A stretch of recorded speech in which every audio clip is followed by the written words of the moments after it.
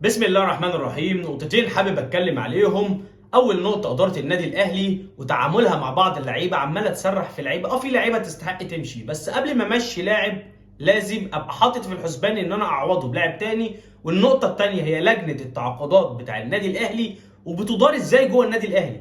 فكره امير توفيق هو اللي مسؤول عن التعاقدات دي هنجيلها دلوقتي، بس قبل ما ابدا حابب اديك حاجه على طرف المعلقه، اعرفك اداره الاهلي عايشه في قصه تانيه، في دوامه تانيه. حاجه بسيطه جدا حصلت في مباراه الاهلي وانبي. لاعب النادي الاهلي احمد اشرف، لاعب الانتاج الحربي السابق، طبعا لاعب تحت السن ولاعب ناشئ. الاهلي اشتراه من الانتاج ب 100,000، وكان في بند في العقد ان اللاعب ده لو شارك مع الفريق الاول الانتاج الحربي هيستفيد ب 450,000 جنيه او نص مليون جنيه. انت متخيل؟